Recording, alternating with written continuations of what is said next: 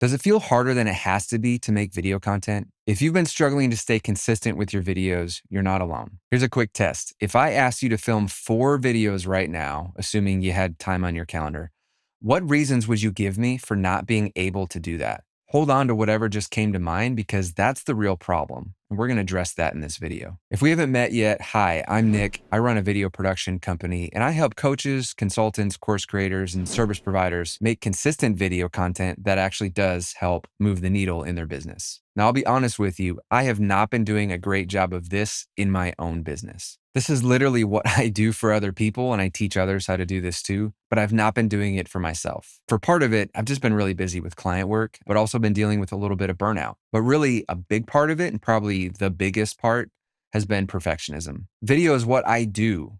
And so I always have this nagging thought that everything that I do has to be really highly produced and polished. And if I don't have the time and the energy to make that happen, I end up just making nothing. And that's friction too. And really, it's the worst kind of friction because you don't even see it as friction.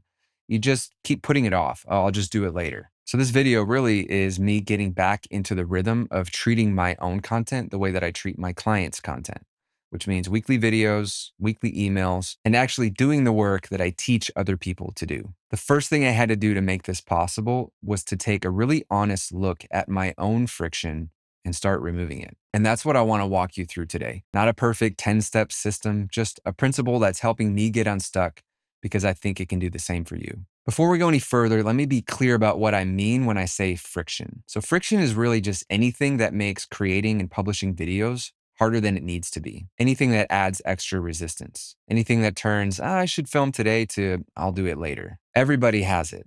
I have it. Big YouTubers even have it. But the difference between people who post consistently and people who don't isn't just willpower or discipline or habits. Those things really only take you so far. The real difference is whether you've actually done the work to remove friction. It's the same problem we have with anything that we say we want to do, but we struggle to be consistent with. Exercise, eating well, even flossing. The fix is to make the behavior easier. So you set out your work clothes the night before. You quit buying junk food and you track what you're eating. You put the floss next to your toothbrush so every time you brush, you see the floss and you'll remember to do it. When you reduce the friction, the thing you actually want to do becomes the easier choice. And it's the same with video. So with that in mind, let's go back to the question I asked at the beginning. If you had to film 4 videos right now, again, assuming you had the time in your calendar, what would your reasons be for not being ready to film? If you're anything like my clients or the students in my group coaching program, it might be things like you don't have enough ideas.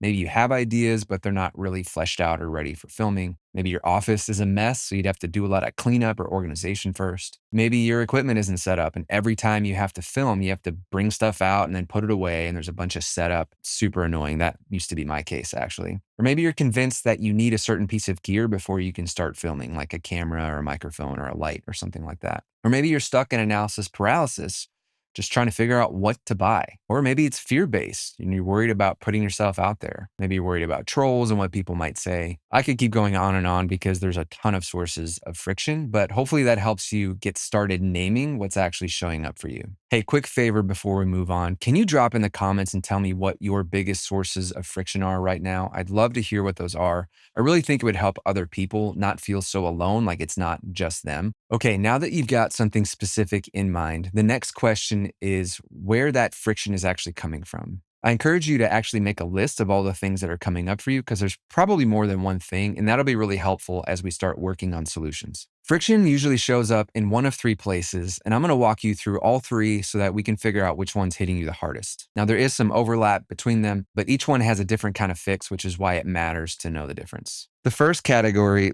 let's just call practical. Now, practical friction is the physical stuff. It's things like your gear, your space, your actual office or recording space, your setup, whether that's the actual setting things up or just the way that gear is all working together when it comes time to actually make your videos.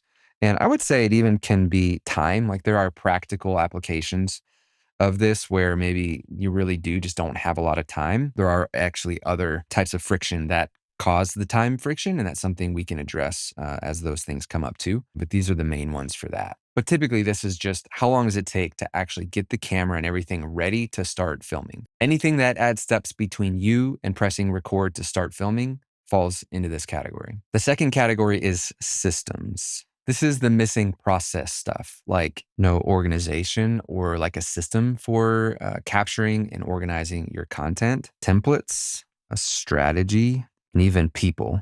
If every video you do feels like you're starting from scratch because there's no system of holding you together throughout the whole process, then that is system friction. This is also where the doing everything by yourself lives. So if you're the person who comes up with the ideas and organizes and films and edits and uploads and writes the description and makes the thumbnails and publishes and all the things that are related, I would call that system friction. We're putting team in this category. And the third is mental friction. And this is all the stuff that lives in your head. So things like perfectionism, analysis paralysis, energy, or even fear. And underneath a lot of this is fear. Sometimes what looks like a practical problem is actually fear wearing a costume. So I need a better camera can really be, I'm afraid this won't be good enough. So be honest with yourself when you're sorting through this, because it could be both. Most people only focus on the practical stuff because it's the easiest to see and it's the easiest to fix. And I get it. I'm not telling you to skip it. But if you only ever address the practical and you ignore the other two, you're going to keep hitting the same wall and not understand why. Next, let's talk about how to actually fix this stuff, starting with the standard I aim for in every studio setup that I help build. Now, my philosophy with video, especially when it comes to the recording process, is that everything should be set up, ready to go. So all you have to do is turn things on, like flip the switch on the lights, turn on the camera, press a button, and go. That's the standard I aim for in my own setup, and it's the standard I help my clients build toward. I'll give you an example. Recently, I had a call with a studio setup client. He's a successful attorney. He's got a lot of ideas. He's ready to make content, but the practical side was just killing him. He just moved into a new house, and the room he wants to film in is going to be half studio, half exercise room. And he doesn't want the exercise equipment in the shot. And he's really struggling with like where to put things and making it easy to set up because in his old space, it was really complicated and hard for him to set up and use. So he just didn't really do a whole lot with it. He has some pretty nice equipment, but some of it is actually overkill and it's too big for his space. When he heard me describe the press a button and go standard, that's exactly what he wanted. So we're working through that together. Different lights that fit the space so they can just stay set up all the time. We're adding a capture card so we can record right to his computer so he doesn't have to mess with SD cards every time, and a few other small changes that together take his setup from this is a project every time I want to film to just I turn things on and go. And that's what friction does. It compounds. None of those individual steps felt huge by themselves, but together they were enough to keep him from making content. Now, I do want to be careful here because there's a trap on the other side of this. A lot of people use this, I need better gear, as a reason that they're not making videos. And usually they get stuck comparing cameras and mics and lights, and they just won't make a decision. That's a great example of some mental friction that's masquerading as practical friction. And maybe it's both. Maybe you really do need a camera, but there's tons of information out there. I have a video that shows you exactly what camera to buy. So it's not hard to figure out what camera to get. But for some reason, you just can't make yourself do it. There's some mental friction there, and we need to dig into that. So don't just ask, what should I buy? A better question is, what specific thing slows me down every time I go to film? And would removing it or changing it actually change my behavior? If the answer is yes, and you have the budget, buy it. But if you're shopping because shopping feels like progress, stop. Sometimes the right answer is actually the opposite.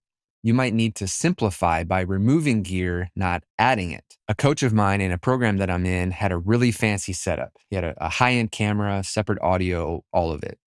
And the quality was great, but the setup took so much work to film that he just stopped making videos. So he went the other direction. He simplified, he got a decent iPhone that had a nice camera on it, and he just records with that, with a mic that goes right into his computer, with, nice enough lights, and it's good enough. Does it look as good as what he had? No. You can't beat really nice cameras with an iPhone, but you can get pretty darn close. And especially if making that change would make it easier for you to make videos, then just do that. And I had my own version of this practical sort of friction. I was using some of my main cameras when I had to make my own videos. And so every time I had to make a video, I had to set everything up. And it took me at least an hour to get everything set up because I'm a perfectionist. Video is what I do, and it had to look good. And so it just really got in the way of me making my video content and staying consistent with it. So I bought a whole extra camera and lens and the whole setup so that it just always stays on my desk. It's always there, plugged in, ready to go. All I have to do is turn it on, hit record, and I'm off to the races. It might sound excessive to buy a whole extra setup just so I don't have to move things around, but that was a major source of friction that was getting in the way of me making videos. So to me, it was worth the investment. So whether you're adding things or removing things, the goal is the same. We want to make it so the friction is gone or removed as much as possible, and making videos becomes an easy choice. So if you've identified some sources of friction, you've actually thought through maybe some of the mental friction you might be experiencing that masquerades as other kinds of friction, where do we go from here? How do we actually start putting a plan into place to remove some of this friction? You're probably going to be tempted to go after some of the biggest, most dramatic fixes, but I actually encourage you to start with whatever's the easiest to remove first, even if the impact is a little smaller. Early wins matter way more than perfect prioritization because what you really need is momentum. So find the recurring drags, the things that get in your way every single time, and fix them once so you never have to deal with them again. So if your space is a mess, for instance, clean it once and then just maintain it, and then that's not a problem anymore. If your equipment is a hassle to set up every time you want to film, let's get the things that you need, get it dialed in, and just leave it set up so that you're always just ready to go to film videos. Or maybe you don't struggle with the filming. Maybe it's the editing side of things. Maybe that's what's getting in the way. There are other people who can edit videos for you. And just a shameless plug, we do this for clients too. So if you're needing a certain level of quality and just want it to be handled, reach out. When I talk about team in the system sort of friction, it doesn't have to be a full-time person that can do all of these things or even a full-time video editor.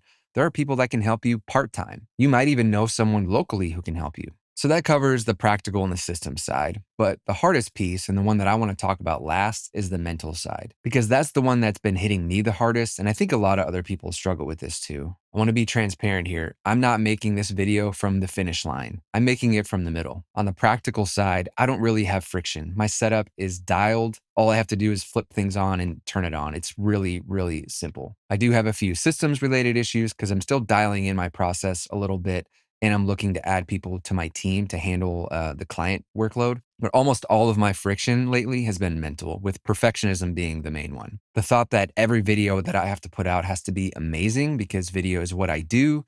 And if I can't just make it amazing, then I don't make it at all. And just the fear of rejection because I want to start talking about some things that I haven't really talked about previously on my channel. A lot of that stuff was just getting in the way and stopping me from making the videos that I really wanted to start making. And I'm naming this because I really want you to hear that the mental side isn't a character flaw. There's not something wrong with you. It's just a category of friction that really most people experience at some point in their journey. What's really helped me the most with this category of friction is I started working with coaches and mentors that have really helped me see what was going on here. And some of it was just accountability. Some of it was just addressing some areas where I struggle. And even with the whole like perfectionism and rejection sensitivity and like this imposter syndrome that a lot of us experience, sometimes we just need someone who's been there, someone who's totally objective, where even though I help people with some of these same things, for some reason, when it's yourself, it can be so much harder to see. And so it's really helpful to have an objective third party look at your situation and speak into that and then help coach you out of that. My point with all this is you don't have to go this alone. And if you don't do something different, nothing's going to change. So whatever your friction is, here's what I want you to actually do this week or in the coming week. Don't try to fix everything. You can list everything. I think that probably makes sense to like look at everything that you have going on. Let's just pick one of the easier things to implement to help you get some momentum and get some change moving in the right direction. So pick the thing, address it, and then film something. It doesn't have to be your best video. You just need to put something out there. And this was another area where I was struggling, where I thought like, oh, the next video has to be like the perfect video. No, really, I'm in data collection mode where I just need to start putting more content out there and the kind of content that I really want to make and the direction I want to take my channel. So I just need to start putting more of that out there. and just start collecting data. And if you're having a similar struggle, I think you can start there as well. You don't get into shape doing one amazing, super long workout. You get there by showing up consistently. Even when each workout by itself wasn't anything like amazing or special, it's the constantly showing up and exercising consistently over time that gets you the result that you're after. And it's the same thing with video. You're not relying on one video to be the one that gets you there. You just need to put stuff out there, and it's the consistent posting, the building of your library that will help you get the results that you're after. If you want more help with your videos, every week I share an email that helps you reduce friction, stay consistent with your video content, and actually use video to grow your business. So there's no fluff, there's no 47-step systems. It's just stuff that's actually working for me and for the clients that I help. If you want to get on that list, the link is in the description. If most of your friction is practical, I've got a video about what camera to buy. I have a few videos on mics. So if that's you, let me know in the comment. I can send you a link to those videos. If you're struggling more on the system side of things, especially with a content system, I have a video where I walk you through how to design a content system that works for you and how you're wired. So if that's you, you can click this video and watch that now. Otherwise, thanks for watching, and I'll catch you in the next one.